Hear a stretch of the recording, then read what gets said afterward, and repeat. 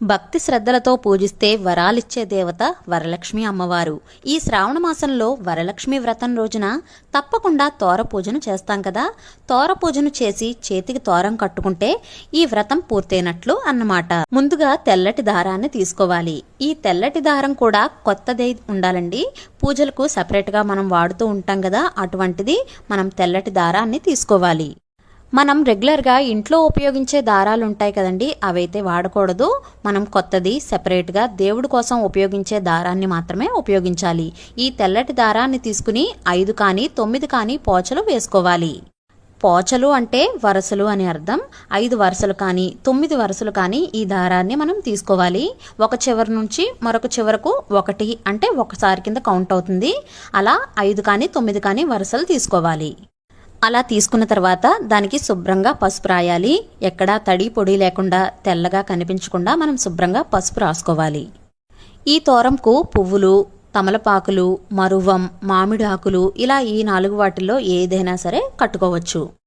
తాడును సిద్ధం చేసుకుని శుభ్రంగా పసుపు రాసుకున్న తర్వాత 9 ముడులు వేసుకుని ఈ తోరాన్ని మనం కట్టుకోవాలి.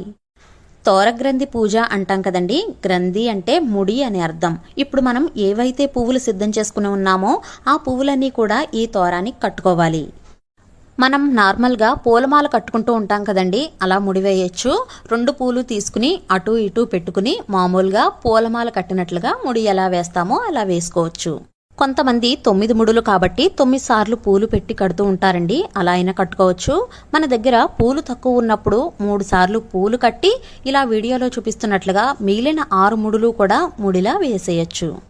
లేదంటే 9 ముడులతో కూడా పువ్వులు, ఆకులు వేసి కట్టుకోవచ్చు. ఇలా ఎలా అయినా సరే కట్టుకోవచ్చండి. 9 ముడులు మాత్రం కంపల్సరీగా వేయాలి.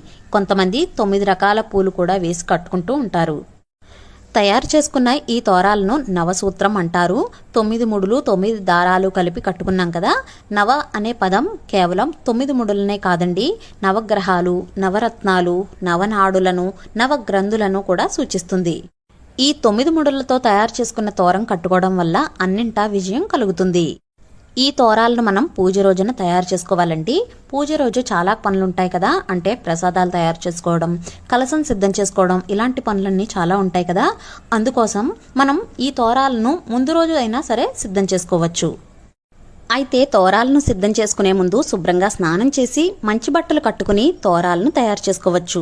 మంచి బట్టలు అంటే శుభ్రంగా ఉతికి ఆరేసిన బట్టలు అన్నమాట. విడిచిన బట్టలు మళ్ళీ కట్టుకుని తోరాలను తయారు చేయకూడదు. వీడియో నచ్చితే please like, share, subscribe to my channel. Thank you for watching.